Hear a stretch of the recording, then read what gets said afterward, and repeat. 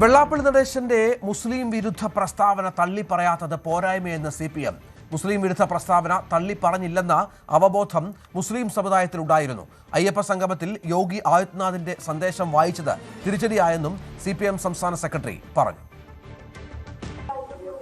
വെള്ളാപ്പള്ളി നടേശന്റെ മുസ്ലിം വിരുദ്ധമായ പരാമർശത്തെ പാർട്ടി സംസ്ഥാന കമ്മിറ്റി ഞങ്ങൾ ഉൾപ്പെടെ എല്ലാവരും ശക്തിയായ രീതിയിൽ പറഞ്ഞിട്ടുണ്ട്.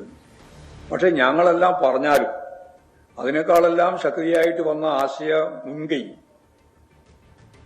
വെള്ളാപ്പള്ളി നടേശൻ ഉയർത്തിയിട്ടുള്ള ഈ മുസ്ലിം വിരുദ്ധ പ്രചാരവേലക്ക് ഞങ്ങൾ വേണ്ടത്ര മറുപടി പറഞ്ഞില്ല എന്ന ആശയമാണ് മുൻകൈയിൽ വന്നത്. അതായിരുന്നു ഞാൻ ചൂണ്ടിക്കാണിച്ചത്.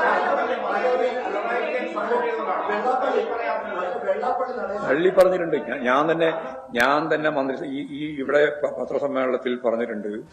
എത്രയോ പ്രാവശ്യം, ഒരു പ്രാവശ്യം രണ്ടു പ്രാവശ്യമൊന്നുമല്ല, വെള്ളാപ്പള്ളി നടേശൻ ഉയർത്തുന്ന വർഗീയമായ ഒരു നിലപാടിനോടും CPIM-ന് യോജിപ്പില്ല.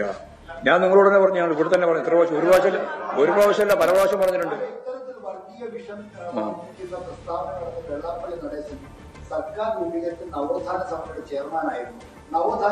അല്ല, അതിന് ശേഷമാണ് ഈ സംഭവം.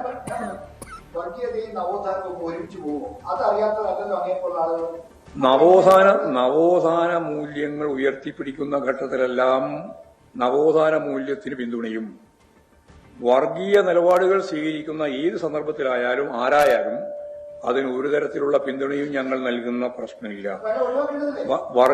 അതല്ലേ പറഞ്ഞത്. ഇപ്പോൾ അതല്ലേ ഞങ്ങൾ സ്വയം വിമർശനമായിട്ട് പറഞ്ഞു ഞാൻ പറഞ്ഞില്ലേ നേരത്തെ.